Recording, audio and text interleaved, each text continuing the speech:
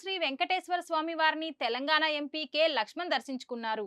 వైకుంఠ ద్వాదశి సందర్భంగా కుటుంబ సభ్యులతో కలిసి స్వామివారి సేవలో పాల్గొని మొక్కులు చెల్లించుకున్నారు. అనంతరం రంగనాయకుల మండపంలో వేద పండితులు వేదాశీర్వచనం అందించగా ఆలయ అర్చకులు తీర్థ ప్రసాదాలు అందజేశారు. వైకుంఠ ద్వాదశి రోజున స్వామివారిని దర్శించుకోవడం చాలా సంతోషంగా ఉందని, తిరుపతిలో జరిగిన సంఘటన దురదృష్టకరమని లక్ష్మణ్ తెలిపారు. ప్రభుత్వ స్పందనను స్వాగతిస్తున్నానని, అయితే ఇలాంటి ఘటనలు పునరావృతం కాకుండా టీటీడీ గట్టి చర్యలు తీసుకోవాలన్నారు.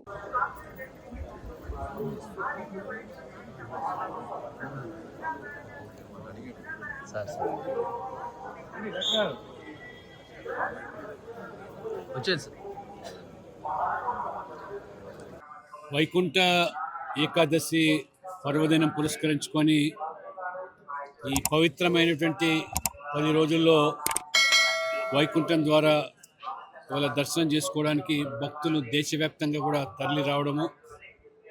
ఈరోజు నేను వైకుంఠ ద్వాదశి పురస్కరించుకొని స్వామివారిని దర్శించుకోవడం ధన్యునిగా భావిస్తా ఉన్నాను.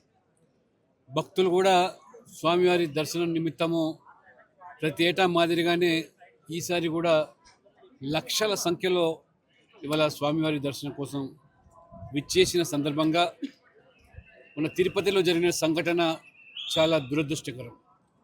దాదాపు 6 మంది భక్తుల తొక్కిసలాటలో చనిపోవడము అది నిజంగా విచారకరమైన విషయము.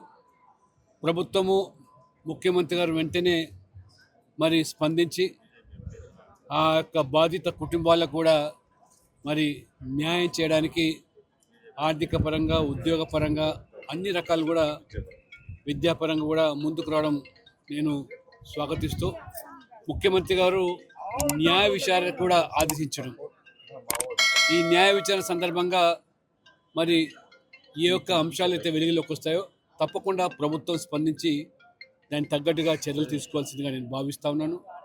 మరి ఇంత పెద్ద ఎత్తున జరిగేటువంటి ఉత్సవాల్లో మరి ఈ దురదృష్టకరమైన సంఘటన అది నిజంగా ఆ కుటుంబాలకు అది తీరని లోటు.